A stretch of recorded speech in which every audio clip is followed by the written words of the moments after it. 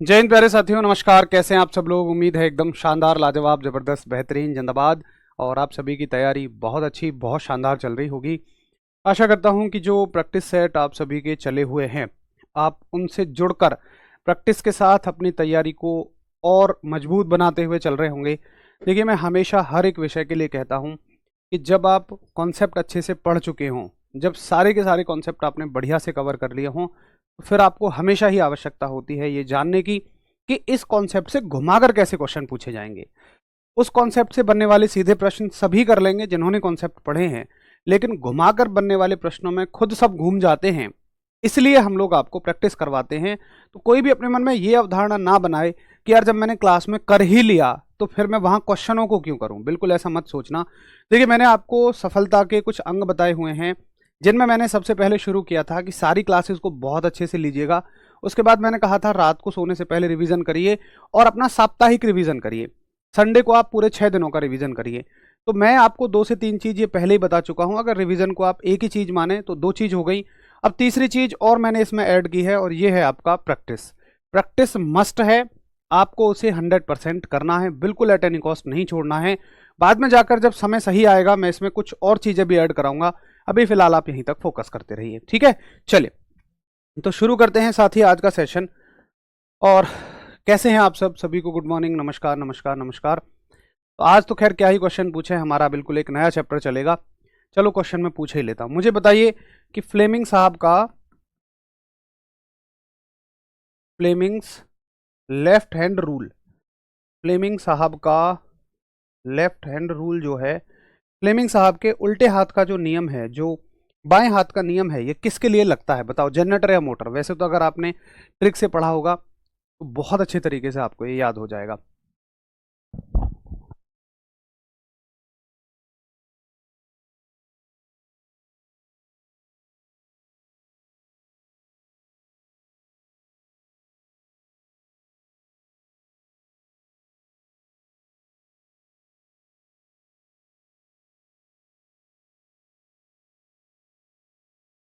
चलिए, करिए इसका सही जवाब।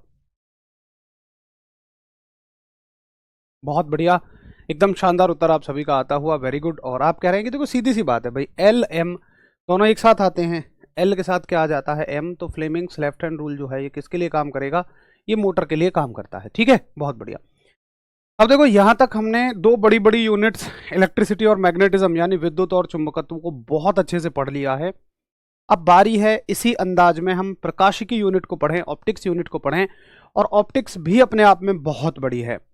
इसमें हमें बहुत सारी चीज़ों को पढ़ना है। और अगर हम गहराई में जाएं तो इसमें से अच्छी खासी मात्रा में न्यूमेरिकल सवाल बनने के चांस होते हैं। तो हमें न्यूमेरिकल सवालों को भी बहुत अच्छे से इसमें से करना होगा। तो चलिए, अब नया यूनिट डालिए। आप चैप्टर नहीं, यूनिट डालिए। उसके अंदर तो चैप्टर चलते ही रहेंगे। यूनिट है हमारी, आप लाइट कह दीजिए या ऑप्टिक्स कह दीजिए, यानी कि आप कह दीजिए प्रकाश। कि हमें यूनिट पढ़नी है प्रकाश, और यूनिट के अंदर ही हमें क्या पढ़ने चलते हैं? चैप्टर पढ़ते हुए हम चलेंगे। तो देखिए, इसमें हम लोग सबसे पहले प्रकाश का परिचय देखें। वही मैंने आज की हेडिंग भी रखी है, वही मैंने आज के चैप्टर का नाम भी रखा है कि लाइट होती क्या है, प्रकाश असल में होता क्या है। और आज ये जानेंगे कि इसमें हमें क्या क्या पढ़ना है। फिर थोड़ा सा आगे चलकर उन घटनाओं को शुरू करेंगे जो हमें इस चैप्टर में पढ़नी है, ठीक है। सर, इतने से हो जाएगा क्या? आप हमेशा, मैं देखो इतना कहता हूं कि मैं जितना आपको करा रहा हूं, मैं जितना आपको कंटेंट दे रहा हूं, वो एग्जाम में कम नहीं पड़ेगा। बस आप चिंता इस बात की करो कि क्या वो आपको याद है। क्या आप अभी ऐसी स्थिति में हैं कि मैं आपसे जितना अब तक पढ़ाया है उसमें से कोई भी सवाल पूछूं और आप उसका उत्तर कर दें? अगर हाँ, आपके अंदर से आवाज आई हाँ मुझे सारा याद है, तो फिर आप चिंता ही मत करिए। अगर आपको आवाज आई ना यार मैंने तो थोड़ा कम रिवीजन किया है, तो फिर थोड़ा सा आपको अपने रिवीजन पे फोकस करने की जरूरत है। कंटेंट वाइज कभी कोई डाउट रखिए ही मत, ठीक है।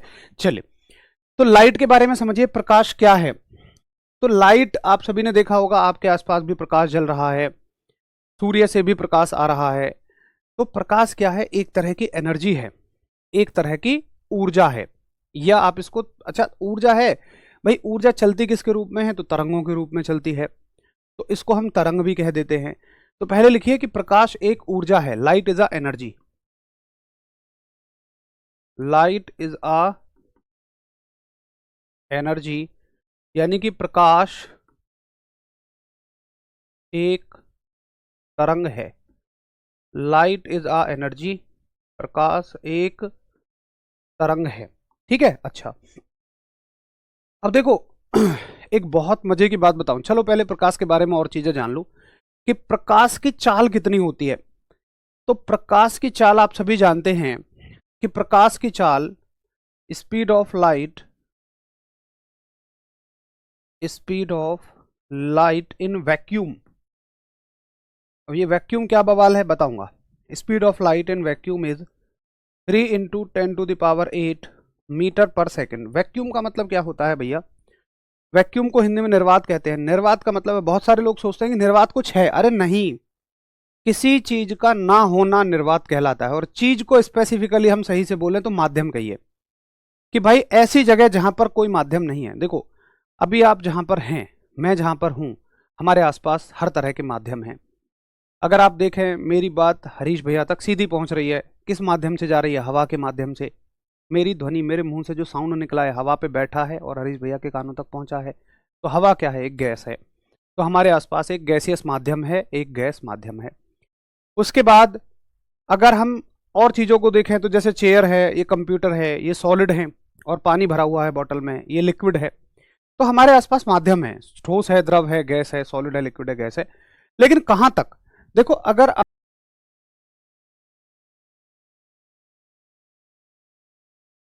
कर देंगे, मान लो आप आसमान में चले गए, अब आसमान में तो केवल हवा है, तो यहां पर कौन माध्यम रह जाएगा? केवल गैस रह जाएंगी। कहां तक? ये माध्यम भी रह जाएगा, ये गैस भी रह जाएंगी, केवल 12 किलोमीटर तक। अगर आप 12 किलोमीटर के बाद अपने एटमॉस्फेयर में जाओगे तो एटमॉस्फेयर जैसी कोई चीज ही नहीं है, फिर यहाँ खालीपन है। खालीपन का मतलब यहाँ कुछ है ही नहीं, दूसरे ग्रहों तक यहाँ कुछ भी नहीं है। तो इसी चीज को हम बोलते हैं निर्वात, यानी कि वैक्यूम। वैक्यूम का अर्थ होता है कि जहां पर कुछ भी ना हो। ठीक है, तो चाहे तो नोट डाल के लिख भी लीजिए। वैक्यूम बच्चों का एक बड़ा, आप सभी का बड़ा डाउट होता है, नोट डाल लो। कहां डालोगे? चलो इसी के नीचे डाल लो, यही नोट डाल लीजिए, काम की बात तो है ही। इसकी इंग्लिश हिंदी लिख लेते हैं कि निर्वात में प्रकाश की चाल, निर्वात में प्रकाश की चाल 3 × 10⁸ मीटर प्रति सेकंड। निर्वात में प्रकाश की चाल 3 × 10⁸ मीटर प्रति सेकंड होती है। अब निर्वात क्या है भाई? तो निर्वात के लिए भी आप लिख लीजिए कि निर्वात यानी कि वैक्यूम जो है, जहां पर कोई भी माध्यम ना हो, जहां कोई माध्यम न हो, where there is no where there is no medium.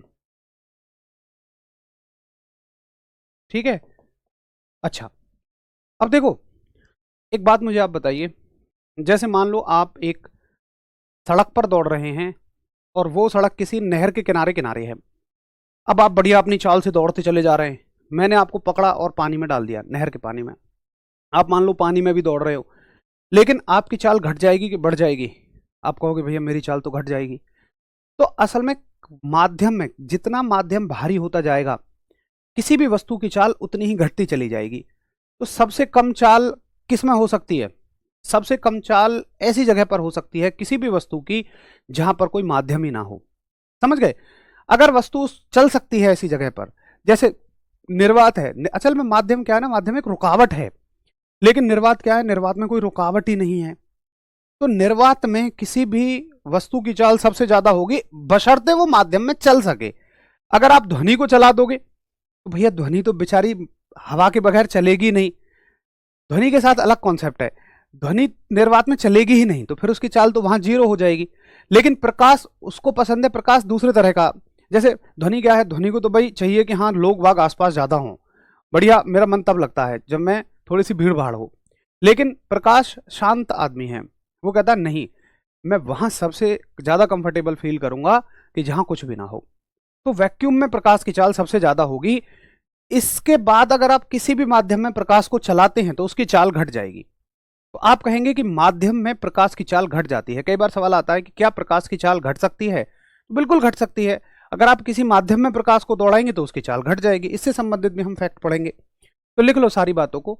लिखिए कि माध्यम में, और माध्यम का मतलब कुछ भी हो सकता है, चाहे वो ठोस हो, चाहे वो द्रव हो, चाहे वो गैस हो।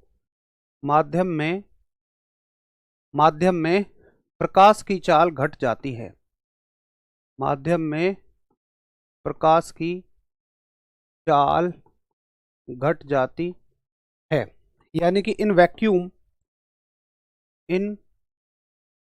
Vacuum speed of light, sorry in medium, vacuum नहीं, in medium speed of light decreases. ठीक है। अच्छा अब देखो, क्या हवा में भी घट जाएगी? देखो बिल्कुल घट जाएगी। हवा में भी इतनी नहीं रहेगी जितनी कि वैक्यूम में है, निर्वात में है। हवा में भी थोड़ी सी चाल घट जाएगी, लेकिन सामान्यतः जनरली हम हवा में प्रकाश की चाल को निर्वात में प्रकाश की चाल के बराबर मान लेते हैं। प्रैक्टिकली तो घट जाएगी, बट फिर भी हम जनरली मान लेते हैं। तो अगर देखो सवाल में ये आया कि भाई सबसे ज्यादा प्रकाश की चाल कहां होगी, तो तुम यही कहोगे, अगर ऑप्शन में निर्वात है, वैक्यूम है, तो तुम कहोगे वैक्यूम में होगी। चलो क्वेश्चन ही बना लेते हैं। क्वेश्चन आ गया, मान लो कि प्रकाश की चाल सबसे अधिक होगी, प्रकाश की चाल सबसे अधिक होगी, यानी कि speed of light will be maximum in, speed of light will be maximum in, प्रकाश की चाल सबसे अधिक कहां होगी? ए ऑप्शन है आपका वैक्यूम, यानी कि निर्वात। ठीक है। बी ऑप्शन है आपका सॉलिड, यानी कि ठोस। सी ऑप्शन है आपका द्रव, यानी कि लिक्विड। और डी ऑप्शन है आपका गैस। ठीक है। अब देखो, अगर इसी तरह का एक क्वेश्चन मान लो ध्वनि के लिए आ जाए, तुम इसका उत्तर करिए, मैं तब तक एक और क्वेश्चन फ्रेम कर रहा हूं। ध्वनि के लिए कर लेते हैं क्वेश्चन फ्रेम। ये बिल्कुल सेम सवाल है और इसको ध्वनि के लिए देख लेते हैं। बस मैं इतना चेंज कर रहा हूं इसमें कि इसकी जगह लिख दूंगा मैं ध्वनि, यानी कि स्पीड ऑफ साउंड। तो आप कहिए कि ध्वनि की चाल अधिकतम कहां होगी? ध्वनि की चाल सबसे अधिक होगी, speed of sound will be maximum इन। तो ये हैं आपके चार ऑप्शन। अब बताओ इसका उत्तर। तो देखो, प्रश्न पूछने के तरीके पर उत्तर बदल जाएगा। अब आप कहोगे कि भैया देखो, आप बेशक मान लेते हैं बराबर कि गैस और वैक्यूम, यानी कि हवा और वैक्यूम को लगभग बराबर मान लेते हैं, लेकिन फिर भी अगर वैक्यूम दिया है तो ऑप्शन वैक्यूम होगा, ऑप्शन निर्वात होगा। लेकिन अगर साउंड के लिए यही बात करेंगे हम, यहां से कंफ्यूजन बनता है। ध्वनि की चाल सबसे अधिक ठोस में होगी, है ना। ये हम बाद में पढ़ेंगे, इन चीजों को बाद में पढ़ेंगे, पहले भी हम लाइट के बारे में क्लियर कर रहे हैं। बट मैं बता रहा हूं कि कहां एक साथ दोनों चीजों में कंफ्यूजन बनता है, तो यहां आपको एक कंफ्यूजन बन सकता है। ठीक है जी, चलो मुझे यहां तक बात समझ में आ गई। अब सुनिए, इन फैक्ट को और घुमाकर कैसे देगा। देखो, speed of light in vacuum हमें बढ़ी 3 × 10⁸ मीटर पर सेकंड। स्पीड ऑफ लाइट को हम सी से दिखाते हैं, और सी का मतलब ही होता है speed of light in vacuum. ठीक है। अगर मैं कहीं सी लिखूंगा तो आप ये मान लेना कि वो क्या है, यहां पे लिख देना, चाहे तो ब्रैकेट में सी डाल के लिख देना। सी का मतलब है कि भाई आप speed of light in vacuum कह रहे हो, यानी कि प्रकाश की चाल निर्वात में कह रहे हो, जो कि सबसे अधिक है, उससे ज्यादा कुछ भी नहीं हो सकता। अच्छा, उससे ज्यादा इस दुनिया में किसी की चाल नहीं हो सकती है, प्रकाश से ज्यादा इस दुनिया में किसी की चाल नहीं हो सकती है। तो स्पीड ऑफ लाइट को हमने पढ़ा 3 × 10⁸ मीटर प्रति सेकंड। इसको घुमाकर कैसे दे देगा? अगर उसे घुमाना हुआ तो वो क्या करेगा कि मीटर की जगह किलोमीटर लगा देगा। अब जब आप किलो लगा रहे हो, देखो कहीं किलो लगा होता है, हटाने में हमें 10⁻³ मिल जाती हैं, लेकिन अगर तुम्हें लगा रहे हो तो किलो लगाने के 10⁻³ तुम्हें देने पड़ेंगे। मीटर के सामने तुमने किलो लगाया, मीटर ने कहा भैया मैं ऐसे तो नहीं रखूंगा, मुझे तो कुछ खर्चा पानी दो, तो तुमने कितने लगा दिए? 10⁻³ इसको दे दिए, कितने बच गए? 5 बच गए। यानी कि अगर किलोमीटर पर सेकंड में पूछेगा तो 10⁻5 हो जाएंगे। और अगर तुम इसको वैसे पढ़ोगे तो 3 के आगे 5 जीरो, 1 2 3 4 5, इतने किलोमीटर पर सेकंड। अगर लैंग्वेज में इसको पढ़ोगे तो तुम कहोगे इकाई, दहाई, सैकड़ा, हजार, 10,000, लाख, यानी कि प्रकाश की चाल 3 लाख किलोमीटर पर सेकंड होती है। समझ गए? तो आप कहेंगे कि प्रकाश की चाल 3 लाख किलोमीटर प्रति सेकंड होती है, यानी कि 1 सेकंड में लाइट वैक्यूम में 3 लाख किलोमीटर चली जाएगी। तुम समझ भी पा रहे हो कि क्या कह रहा हूं मैं? 1 सेकंड में ये लो, प्रकाश की चाल, प्रकाश 3 लाख किलोमीटर दूर चला गया। 3 लाख किलोमीटर दूर, चुटकी बजाने में 1 सेकंड लगे, 3 लाख किलोमीटर दूर। तुम्हें पता भी है पृथ्वी के कितने चक्कर लगा देगा? ये कितने ही चक्कर लगा देगा। अब मैं तुम्हें और अचंभे की बात बताऊं कि आपकी जितनी भी वैद्युत चुंबकीय तरंगें चलती हैं, जैसे मैंने यहां से पूछा, मैंने कुछ बताया तुम्हें, तुम मेरी बात सुन रहे हो, किसकी मदद से? वैद्युत चुंबकीय तरंगों की मदद से, क्योंकि वो इतनी ही स्पीड से चल रही हैं। 3 लाख किलोमीटर की दूरी तय कर सकती हैं वो 1 सेकंड में, तो क्यों ना वो इतनी जल्दी पहुंच जाती हैं। इलेक्ट्रॉन, इस वस्तु के अंदर जो इलेक्ट्रॉन लगातार घूम रहा है ना, वो इतनी ही स्पीड से घूम रहा है। मतलब इस प्रकृति की संरचना को देखो, कितने करोड़ों अरबों इलेक्ट्रॉन, हर एक इलेक्ट्रॉन 3 लाख किलोमीटर पर सेकंड से घूम रहा है। इतनी भयंकर चाल है भाई साहब इलेक्ट्रॉन के घूमने की, 3 लाख किलोमीटर पर सेकंड। मतलब समझो क्या गजब की संरचना बनाई है इस प्रकृति ने, है ना? तो ये ज्यादा से ज्यादा इससे बनने वाले कंफ्यूजिंग सवाल हो सकते हैं। अगले फैक्ट क्या होंगे? ये तो हो गए प्रकाश की चाल से संबंधित, स्पीड ऑफ लाइट से रिलेटेड सारे फैक्ट। अब सुनो, आगे तुमसे पूछेगा, देखो पहले, उससे पहले एक बात समझो कि इस दुनिया की आप तमाम वस्तुओं पर नजर दौड़ा कर देखो, तो यहां पर आपको इस दुनिया में 2 ही तरह की वस्तुएं दिखेंगी। कौन कौन सी? मैं आपको पूछता हूं, जैसे मान लो एक ईंट है, मैंने उसके टुकड़े किए, तो हर एक टुकड़ा अलग अलग होगा। इनको बोलते हैं कण, यानी कि पार्टिकल। जो अलग अलग होते हैं उनको बोलते हैं हम पार्टिकल। यानी कि अगर आप उन टुकड़ों को मारोगे तो एक के बाद एक मारोगे, पहले एक मार दिया आपने, फिर उठाया, फिर एक मार दिया। लेकिन अगर आप पानी में चलने वाली तरंगों को देखो, वेव्स को देखो, तो तरंगें तो ऐसी नहीं है कि एक तरंग फिर दूसरी तरंग फिर दूसरी तरंग। मतलब आप समझो कि जैसे पानी में आपने एक पत्थर मारा तो ये रिपल्स बनने शुरू हो जाएंगे, ये तरंगें बननी शुरू हो जाएंगी ऐसे। तो क्या ये तरंग ऐसी है कि पहले, क्या जैसे मैंने बनाई है ऐसे चलती हैं, या तरंगें ऐसे चलेंगी कि एक तरंग यहां, फिर यहां, फिर यहां, फिर यहां, फिर यहां से टूटी, फिर यहां से टूटी? नहीं, मैं आपको बताना चाह रहा हूं 2 तरह की चीजें, एक तो है अलग अलग, एक है लगातार। भाई लगातार का उल्टा अलग अलग है। तरंगें ऐसी तो नहीं होती हैं। आप कहोगे भैया तरंग तो लगातार होती है, अलग अलग तो कौन थे? पत्थर के टुकड़े अलग अलग थे। तो इस दुनिया के आप तमाम वस्तुओं को उठाकर देखें तो या तो वो अलग अलग हैं या वो तरंग हैं। अलग अलग का मतलब कण है, पार्टिकल है। तो इस दुनिया की वस्तुएं या तो पार्टिकल हैं या तो वेव हैं।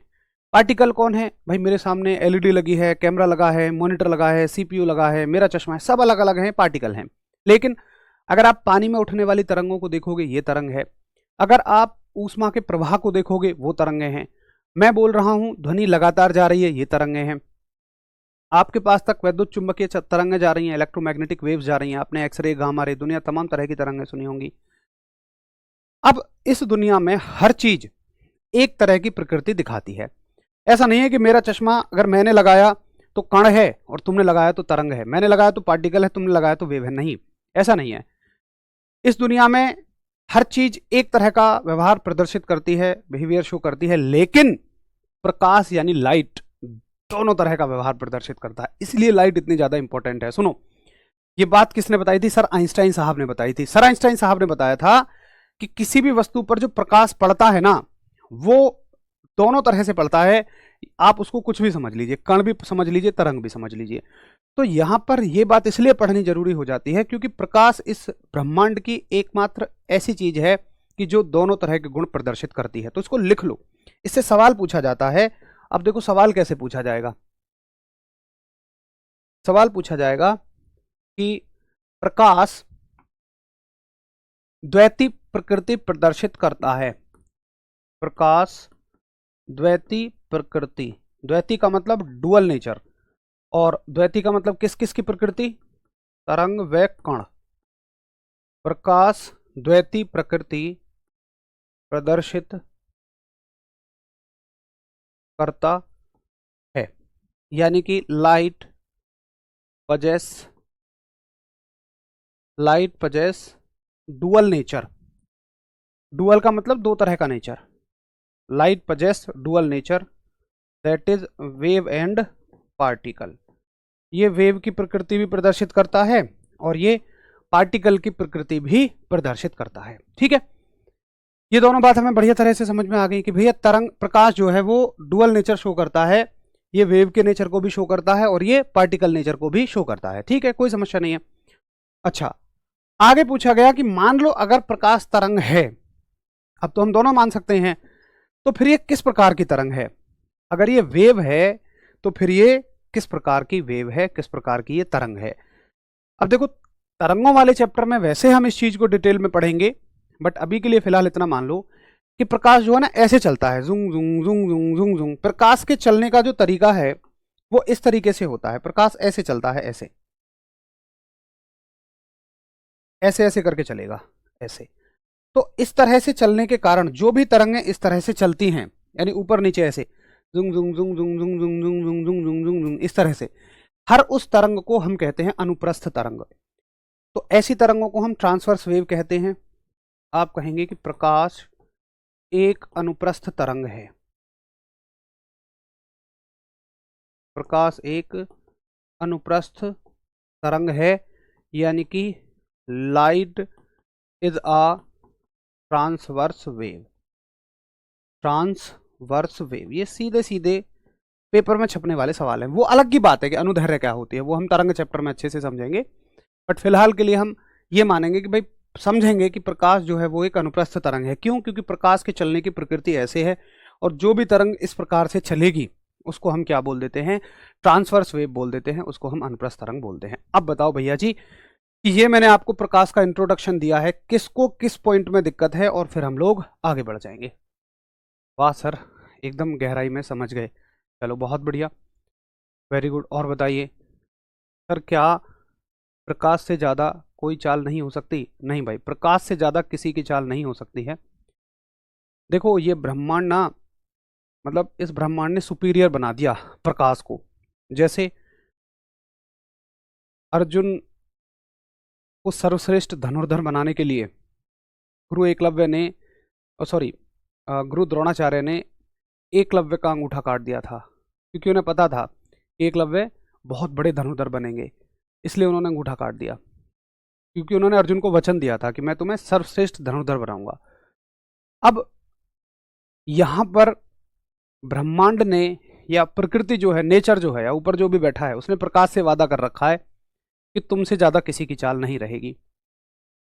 तो समझना थोड़ा सा, आपको मैं बहुत बड़ी बात कहने जा रहा हूं, आपके सिलेबस से उस बात का मतलब नहीं है, लेकिन इंटरेस्टिंग है कि अगर तुमने एक ऐसी मशीन बना भी ली कि तुम प्रकाश की चाल से तेज चलने लगो, तो पता है समय तुम्हारे लिए धीमा हो जाएगा।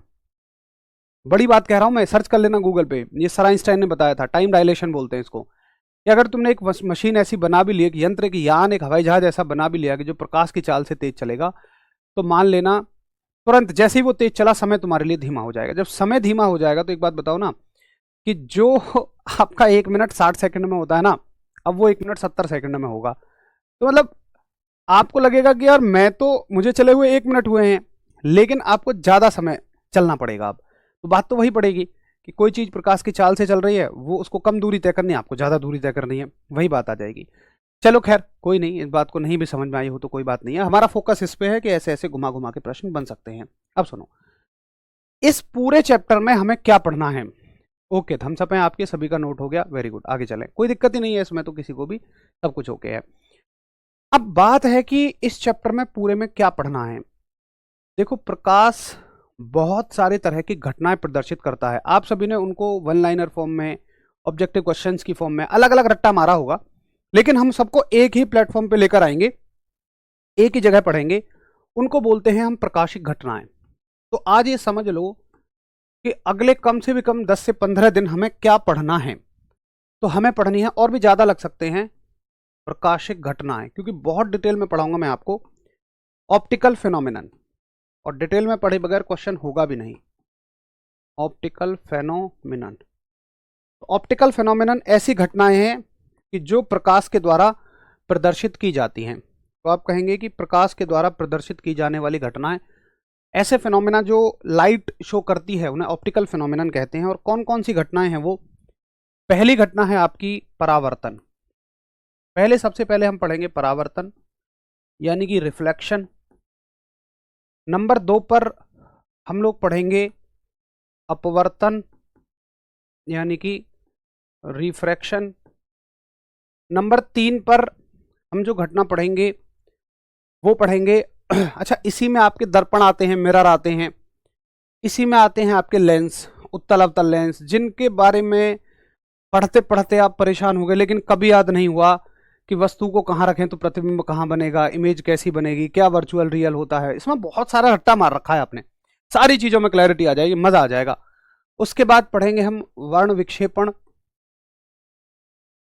यानी कि डिस्पर्सन। उसके बाद चौथी चीज हम लोग पढ़ेंगे विकिरण यानी कि स्कैटरिंग, ठीक है। उसके बाद छठवीं चीज हम पढ़ेंगे वायु मंडलीय अपवर्तन यानी कि एटमॉस्फेरिक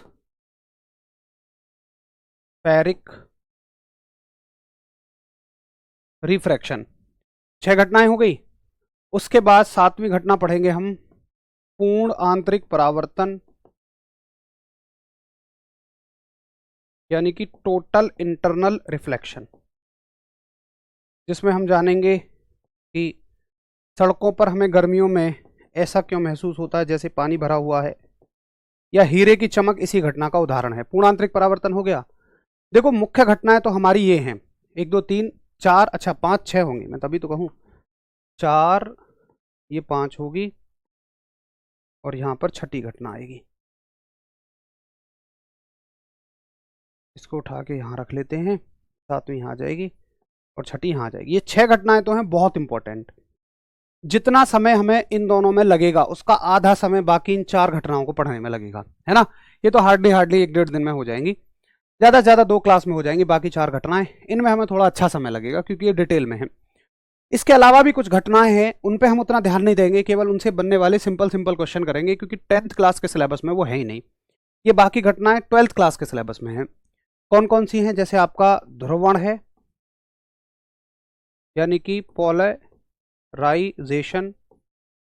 उसके बाद आपका व्यतिकरण है और विवर्तन है। व्यतिकरण यानी कि इंटरफेरेंस, और अगली घटना है आपकी 9वीं घटना डायफ्रैक्शन। डायफ्रैक्शन यानी कि व्यतिकरण हो गया, पोलराइजेशन हो गया, विवर्तन। ये कुल मिलाकर 9 घटनाएं हैं जो प्रकाश प्रदर्शित करता है। जितने भी आज तक आपने सवाल पढ़े होंगे वो कहीं ना कहीं से घुमा फिराकर इन्हीं सब घटनाओं से है। तो 1 बाय 1 अगर सीखेंगे तो सीक्वेंस में आपको बहुत अच्छा समझ में आ जाएगा। एक बार थम्स अप करोगे, हाँ जी भैया ये नोट हो गया। इसमें समझना तो अभी कुछ है ही नहीं, बस हम तो ये देख रहे हैं कि पढ़ना क्या है आगे, तो समझने वाली तो कोई बात ही नहीं। एक बार बस सभी थम्स अप कर दीजिए और फिर मैं आपको लेकर आगे बढ़ूँ। सर कल के प्रैक्टिस सेट में मज़ा आ गया, बहुत बढ़िया भाई। तो कल जो है हमने क्वेश्चन थोड़े से घुमा कर लिए हैं, ऐसे ही हम लेकर चलेंगे उस प्रैक्टिस सेट को कि आपको रिवीजन भी हो जाए और जो घुमाकर बनने वाले क्वेश्चंस हैं वो भी आपके उसमें कवर होते हुए चले जाएं। सर प्रैक्टिस सेट किस समय होता है? अरे भाई कहाँ पीछे रह गए तुम।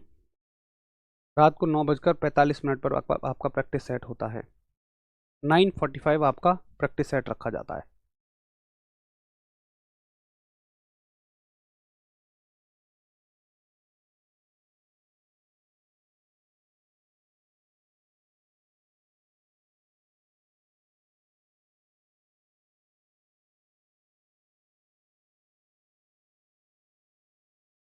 बहुत बढ़िया, सभी का थम्स अप हो गया। चलिए तो अब शुरू करते हैं 1 बाय 1। देखो याद रखना, ये घटना चलेगी फिर मैं आपको याद दिलाऊंगा कि हाँ हमने शुरू में कहा था, फिर ये घटना पढ़नी है तो यही पढ़ेंगे हम। सीक्वेंस एक आधा आगे पीछे हो सकता है, ये दोनों का सीक्वेंस तो सेम रहेगा, इनका आगे पीछे हो सकता है, वो कोई दिक्कत नहीं है, पढ़नी 9 ही घटनाएं हैं। तो सबसे पहली घटना डालिए परावर्तन। मुझे हमेशा मतलब जब मैं तैयारी भी करता था तो मुझे सबसे पहले पूरे चैप्टर में ये जरूर जानना होता था कि भाई कितना इसमें पढ़ना है, ताकि जब हम पढ़ते रहें बीच बीच में तो हमें ये रहे कि अच्छा अभी इतना पढ़ लिया है, इतना और पढ़ना है, या फिर उससे ना रिवीजन में भी बड़ी हेल्प मिलती है। अगर दिमाग में क्लियर मैप हो कि अच्छा ठीक है, इस चैप्टर में इतने टॉपिक हैं, तो उससे रिवीजन में बहुत आसानी हो जाती है, बड़ी हेल्प उससे मिल जाती है। तो सबसे पहली घटना है परावर्तन। अब देखिए परावर्तन क्या होता है, ये प्रकाश का ही परावर्तन है। असल में परावर्तन ऐसा नहीं है कि वो केवल प्रकाश के लिए रिजर्व शब्द है, नहीं। परावर्तन तो एक सामान्य शब्द है, रिफ्लेक्शन तो एक सामान्य शब्द है इंग्लिश में या हिंदी में। परावर्तन का अर्थ क्या होता है, देखो मान के चलिए कि जिस कमरे में मैं हूं, यहां पर इस कमरे में हवा है, बाकी बाहर हर जगह पानी पानी भरा हुआ है। फॉर एग्जाम्पल मान लीजिए हर जगह पानी है। अब मैंने एक बॉल ली और मैंने उस बॉल को सामने वाली दीवार पे मारा, तो बॉल जाएगी। ऐसा तो नहीं है कि दीवार को पार करके बॉल अंदर पार चली जाएगी पानी में, नहीं। बॉल जाएगी और वापस मेरे पास आ जाएगी। मैं ठीक कहता हूँ? मैंने एक बॉल को दीवार पे मारा, बॉल गई और वापस मेरे पास लौट के आ गई। तो मुझे आप ये बताइए कि बॉल को मैंने कहाँ से मारा? हवा में से मारा। किधर से गई? हवा में से गई और वापस लौटकर कहाँ गई? हवा में ही आ गई। यानी कि उसने माध्यम तो नहीं बदला, नहीं। तो हम इसे कहेंगे बॉल का परावर्तन, सिंपली। अब अगर सामने मैं कोई मिरर रख दूं, दर्पण रख दूं, दर्पण क्या होते हैं वो भी मैं अभी आपको दिखा दूंगा। इतना तो आप सभी जानते हैं, जैसे आपके घर का दर्पण होता है, मिरर होता है। मान लो मैं उसको सामने रख दूं और मैं एक टॉर्च जलाऊं, तो टॉर्च जाएगी, उससे टकराकर वापस आ जाएगी, है ना, क्योंकि दर्पण परावर्तित कर देते हैं, रिफ्लेक्ट कर देते हैं। तो हवा में से ही अगर कोई चीज गई, मतलब उसी माध्यम से गई और उसी माध्यम में आ जाए, तो उसको कहते हैं हम परावर्तन, कि वो माध्यम में दूसरे में ना चली जाए, बस सिंपल सी। तो बॉल अगर उसी माध्यम में आए तो बॉल का परावर्तन, प्रकाश आए तो प्रकाश का परावर्तन, सिंपली। तो परावर्तन का मतलब क्या है? अगर हम प्रकाश का परावर्तन कहें तो प्रकाश का, अच्छा जरूरी नहीं है कि देखो प्रकाश दर्पण से ही टकराए, मिरर से ही टकराए तो ही परावर्तन होगा, नहीं। भाई मैं तो सामने मारा, यहां कोई दर्पण थोड़ी है। आप देखो ना प्रतिबिंब कैसे बनता है, मतलब आपको इमेज कैसे नजर आती है किसी चीज की। जैसे मान लो सामने कैमरा है, मुझे कैसे नजर आ रहा है? लाइट जली, कैमरे पे पड़ी, कैमरे से टकरा के मेरी आंखों पे आ गई। तो बिल्कुल कैमरे की ही आकृति की लाइट मेरी आंखों पे टकराई। और मैं आपको अच्छे से बताऊं, देखो प्रतिबिंब कैसे बनते हैं। जैसे मान लीजिए सूर्य है, ठीक है, और यहां पर कोई पेड़ है, ये वृक्ष है आपका, ऐसे ऐसे करके ये, और आप यहां पर खड़े हुए हैं, ये यहां पर आप बढ़िया खड़े हुए हैं। अब आप इसको निहार रहे हैं, आपको ये कैसे दिख रहा होगा? देखो सूर्य से करोड़ों किरणें निकल रही हैं, अरबों किरणें निकल रही हैं प्रकाश की, और इस पूरे पेड़ पर पड़ रही हैं। अब देखो इस पूरे पेड़ पर प्रकाश की किरणें पड़ी, मतलब ऐसे मान लो कि जैसे एक सेकंड, ऐसे मान लेते हैं कि जैसे देखो ये है मेरे पास, है ना, ये एक सीधा पेपर है, इसको मानो तुम ये पेड़ मानो।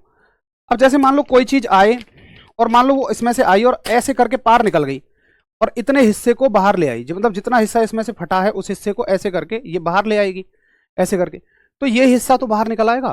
तो एक तरह से ऐसे मानो कि सूर्य की रोशनी पड़ती है और पूरे हर एक जगह पड़ती है और आपकी आंखों पर जाती है वो।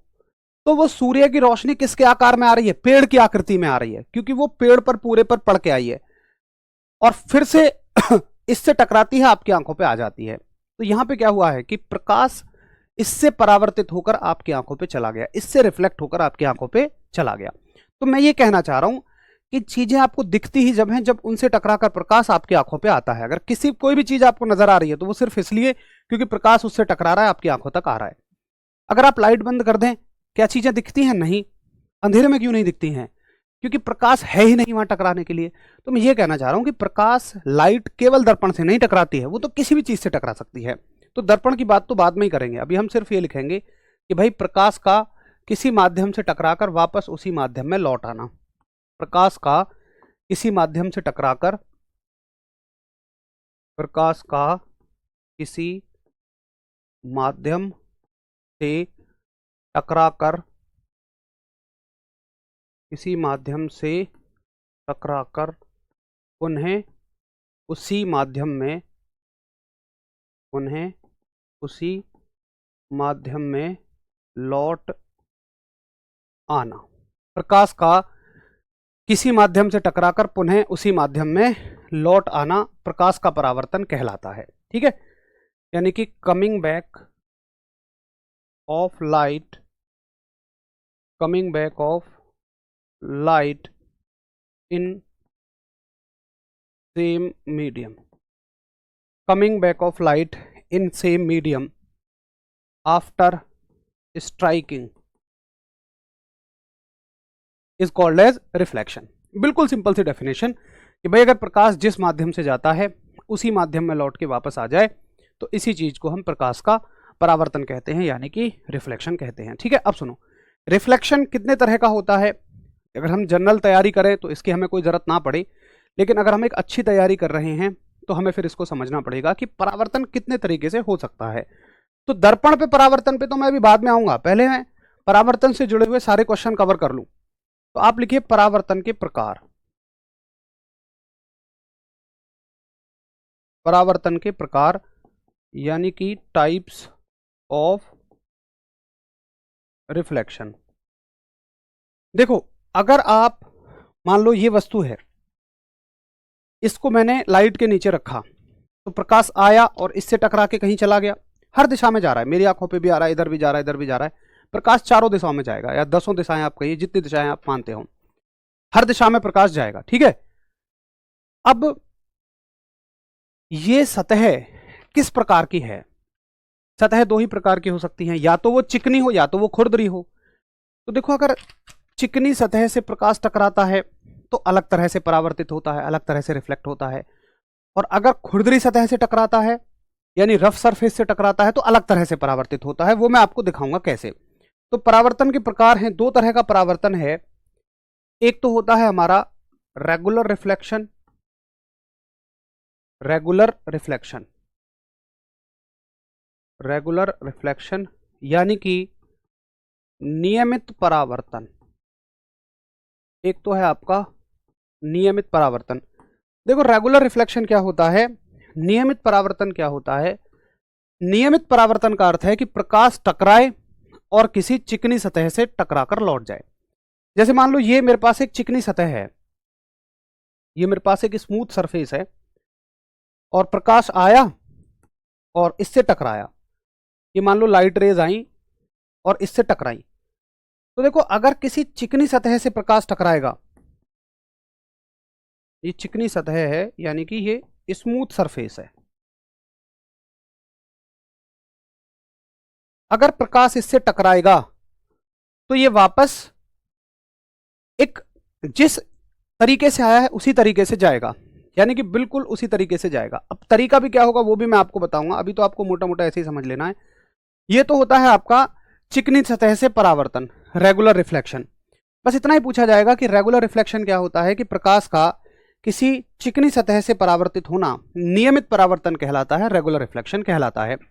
परावर्तन के नियमों में हमें इसकी क्लैरिटी अच्छी आएगी, लेकिन फिर फिलहाल के लिए आप ये समझ लो कि भाई जो हम कह रहे हैं कि इसी प्रकार का मतलब इसमें क्या अच्छाई है। अच्छाई ये है कि देखिए, अगर आप यहाँ ये किरणें आई, ये किरणें गई, अगर आप यहाँ लाइन डालोगे, यहाँ लाइन डालोगे, तो आप ये पाओगे कि देखिए, एक सेकेंड, आप ये पाओगे कि देखो ये लाइन, ये आने वाली किरण है, जाने वाली किरण है, ये अभिलंब है, उसको हम बाद में सीखेंगे। बस अभी याद रखो कि आने का एंगल और जाने का एंगल बराबर होगा, इसके आने का एंगल और जाने का एंगल बराबर होगा अगर सतह चिकनी है।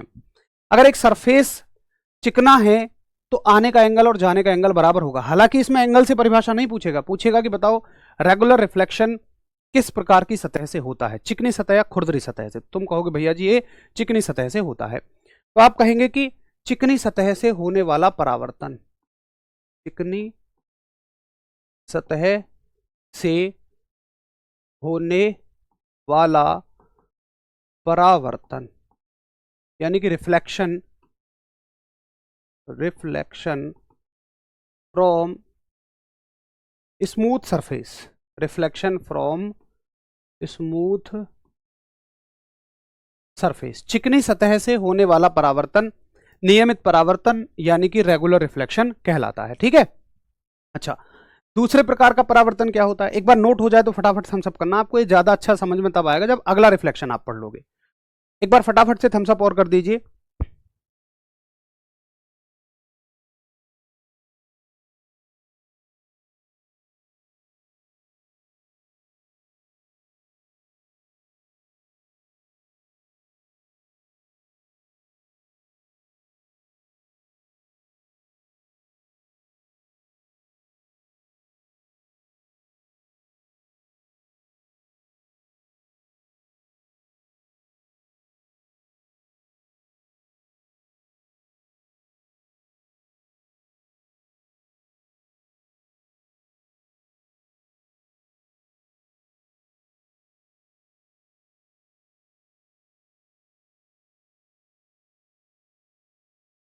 हाँ सर हो गया नोट, चलो बहुत बढ़िया।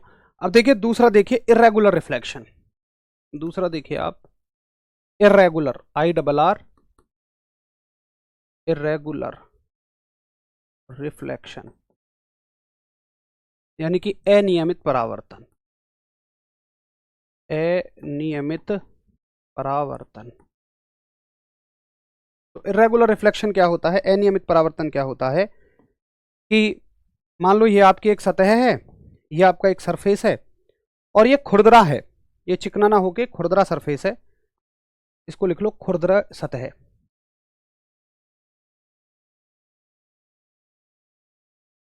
यानी कि रफ सरफेस। तो रफ सरफेस में अगर कोई भी प्रकाश की किरणें आएंगी, लाइट रेज आएंगी, तो देखो वो उसी एंगल पे तो नहीं जाएंगी जितने एंगल से वो आई हैं।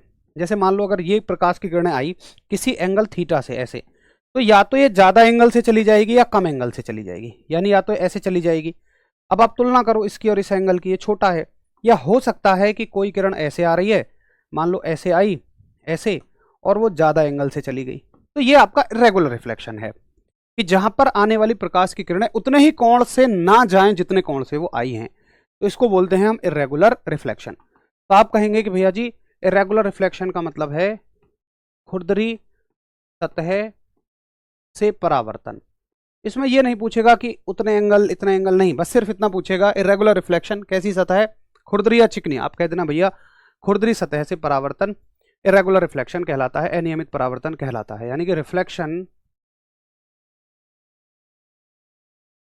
From rough surface. ठीक है साहब, ये एक बेसिक डेफिनेशन हो गई। आपतन कोण नहीं पढ़ाएंगे? अरे भैया सब पढ़ाऊंगा, अभी तो चैप्टर की शुरुआत ही हुई है ना। देखो इलेक्ट्रिसिटी में एक काम करो, तुम सब कुछ रोको और ये सोचो कि विद्युत में, इलेक्ट्रिसिटी में कोई एक ऐसा टॉपिक बताओ जो 10th के स्तर पे है और आपको मैंने नहीं पढ़ाया। 12th की से मत कंपेयर करना, 12th में तो बहुत कुछ है। 12वीं स्तर में अब तुम मुझसे कहो जी तुमने तो धारा मापी नहीं पढ़ाई, विभव मापी नहीं पढ़ाई, तुमने तो हमें बोर का मॉडल नहीं पढ़ाया, तुमने तो हमें सेमीकंडक्टर नहीं पढ़ाए, गेट नहीं पढ़ाए, तो वो सब 12वीं कक्षा की बात है।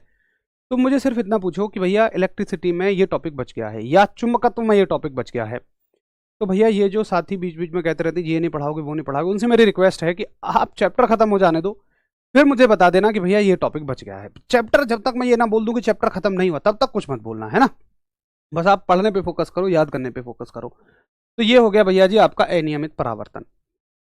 अब देखिए, चलो नोट कर लो फटाफट से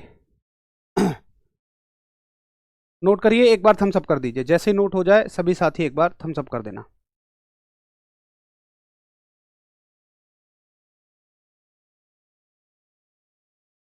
ओके ओके हो गया, चलो बहुत बढ़िया। अब सुनो, हमारे काम का रिफ्लेक्शन कब है? देखो वैसे तो अगर किसी भी सतह से टकरा रहा है प्रकाश और हमारी आंखों पे आ रहा है, सब काम का ही है क्योंकि देखने में इस्तेमाल कर रहे हैं हम, लेकिन हमें जो पढ़ना है वो पढ़ना है दर्पणों से परावर्तन, यानी कि मिरर से रिफ्लेक्शन। रिफ्लेक्शन तो किसी भी चीज से हो सकता है, मैं फिर से कह रहा हूं, लेकिन हमें जो डिटेल में पढ़ना है वो मिरर से रिफ्लेक्शन पढ़ना है, दर्पणों से परावर्तन पढ़ना है। तो कल मैं क्लास में आपको दर्पण लाकर दिखाऊंगा, दर्पण किस तरह के होते हैं, क्या होते हैं, उसके बाद आपको अच्छे से समझ में आएगा कि किस प्रकार से दर्पणों से परावर्तन होता है, मिरर से रिफ्लेक्शन किस तरीके से होता है।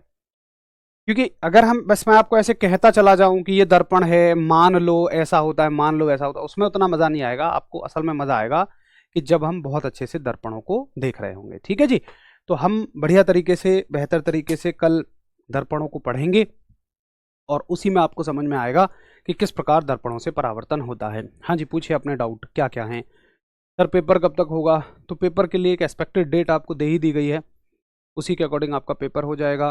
क्या पेपर कैंसिल होगा? अभी तक ऐसा तो इतना आसान नहीं होता है, पेपरों को कैंसिल करना इतना आसान नहीं होता। अभी आपको पता होगी यूपी पुलिस में देखो एक भर्ती बोर्ड है UPPRB, आप जानते होंगे। तो हर एक भर्ती के अपने अलग बोर्ड होते हैं, रेलवे की भर्ती का अपना अलग बोर्ड है, उत्तर प्रदेश पुलिस की भर्ती का अपना एक अलग बोर्ड है जो भर्ती कराता है। बोर्ड का मतलब क्या होता है कि भाई वो उसी निकाय की एक कुंजी, मतलब एक निकाय की एक कड़ी है, मतलब पुलिस की ही एक कड़ी है कि बोर्ड, कि भाई ये भर्ती कराएगा ये बोर्ड। अब वो तो एक इंटरनल बोर्ड हो गया ना, उन्होंने एक निर्णय ले लिया कि भाई हेड ऑपरेटर की परीक्षा में बीटेक वालों को अलाउ कर दो। पहले फॉर्म भरवाते समय अलाउ नहीं किया, फिर उन्होंने कह दिया जी अलाउ कर दो। ठीक है, अलाउ हो गई, उन्होंने फॉर्म भरने शुरू कर दिए बीटेक वालों ने। वो परीक्षा असल में पॉलिटेक्निक से थी, आपको जानकारी हो तो। भाई पॉलिटेक्निक वाले छात्रों को खतरा पैदा हुआ क्योंकि उसमें 900 के आसपास सीट थी। अब बीटेक वाले छात्रों को अलाउड करोगे, वो तो ज़्यादा नॉलेज रखते हैं उनसे, साइड हो जाइए, ठीक है, वो तो उनसे ज़्यादा नॉलेज रखते हैं। तो उन्होंने केस डाल दिया कि भाई तुम जब पॉलिटेक्निक की भर्ती निकाल रहे हो तो बीटेक वालों को क्यों अलाउड कर रहे हो? क्या बीटेक की भर्ती में पॉलिटेक्निक वाले अलाउड हो सकते हैं? बात भी ठीक है भाई, जब बीटेक की अलग से भर्ती निकल रही है तो उसमें पॉलिटेक्निक वाला अलाउड नहीं है, तो पॉलिटेक्निक की भर्ती में बीटेक क्यों अलाउड कर दिया? उन्होंने कहा, भर्ती बोर्ड ने कह दिया कि नहीं नहीं ऐसे ही होता है, उनको धमका के भगा दिया। भर्ती बोर्ड ने उनकी नहीं सुनी, उन्होंने खूब धरने दिए, किस किए, नहीं हुआ कुछ भी। वो चले गए सीधे हाईकोर्ट। हाईकोर्ट ने भी कह दिया कि नहीं नहीं ठीक हुआ है। शायद वो सुप्रीम कोर्ट गए थे, फिर मुझे एग्जैक्टली याद नहीं है कि किसका डिसीजन था। हाई कोर्ट ने शायद उनके फेवर में दिया या सुप्रीम कोर्ट ने दिया, लेकिन कोर्ट ने भर्ती बोर्ड को डांट लगाते हुए, फटकार लगाते हुए ये कहा कि जब तुम भर्ती की नोटिफिकेशन निकालो उसी में क्लैरिटी दिया करो, और अगर तुमने कुछ कह दिया नोटिफिकेशन के समय पे तो उसको ना लॉजिकल तरीके से कहो। ऐसा नहीं है कि तुम अपनी मनमर्जी चलाओगे। और बच्चों की बात बिल्कुल ठीक है, पॉलिटेक्निक में बीटेक वालों को अलाउड नहीं करेंगे, तो उन्होंने नहीं किया। तो मतलब बात वो मानी जाती है हमेशा जो कायदे कानून की होती है, जो हमेशा तरीके की होती है। अब जब पता है कि भर्ती मान लो आईटीआई से है, मैं एक जस्ट एग्जांपल दे रहा हूं, ये भर्ती है आईटीआई से, मतलब ऐसा होता है कि देखो जो ऊपर की योग्यताएं होती हैं उनमें नीचे तरीका ये होता है, जो ऊपर की योग्यता की भर्ती होती है उनमें नीचे की योग्यता को शामिल कर सकते हो, लेकिन नीचे की योग्यता की भर्ती में आप ऊपर की योग्यता को शामिल नहीं करोगे। ये ऐसा एक नियम है। तो भर्ती है आईटीआई से, अब आईटीआई तो 10th से ऊपर ही है, तो जब भर्ती आईटीआई से है तो भाई फिर इसमें 10th वाले तो अलाउड होंगे ही होंगे मेरे हिसाब से, जहाँ तक है मुझे। तो अब कुछ साथी मेरे नाराज हो जाते हैं जो आईटीआई वाले हैं, भाई इसमें नाराज होने की बात नहीं है, मैं माफ़ी चाहूँगा अगर कभी आपको मेरी बातों से कुछ ऐसा लगे। मैं किसी को कोई पक्ष विपक्ष में नहीं हूँ भाई, मेरे लिए तो सभी आप तैयारी करने वाले हो, सभी की अपनी सरकारी नौकरी की ज़रूरतें हैं। मुझे तो फ़र्क करना ही नहीं है कि आईटीआई वाले हैं 10th वाले हैं, मेरे लिए तो बस इतना है कि भाई इनके परिवार को भी एक सरकारी नौकरी की ज़रूरत है। आप आईटीआई वाले हैं, आपके परिवार की स्थितियाँ इतनी बेकार हैं कि आपको ज़रूरत है, तो वहीं 10th वाले की भी स्थितियाँ उतनी बेकार हैं। तो मैं तो उस संदर्भ में बस कहा करता हूँ कि हाँ ठीक है, मौका मिलना चाहिए। बाकी इतना आसान नहीं है इन चीज़ों को कैंसिल करना है, निर्णय लेना प्रॉपर तरीके से सोच समझ के ही निर्णय लिए जाते हैं। तो बार बार हर दिन आपका एक क्वेश्चन होता है, इसलिए मैं आज इसको अच्छे से एक्सप्लेन किया भी कि घबराने की ज़रूरत नहीं है, उतनी ज़्यादा संभावनाएं इसमें नहीं है। चलिए, तो ये हो गया प्रकाश। कल को हम पढ़ेंगे दर्पणों से परावर्तन यानी कि रिफ्लेक्शन फ्रॉम मिरर्स। मिलते हैं कल, नमस्कार, धन्यवाद, जय हिंद।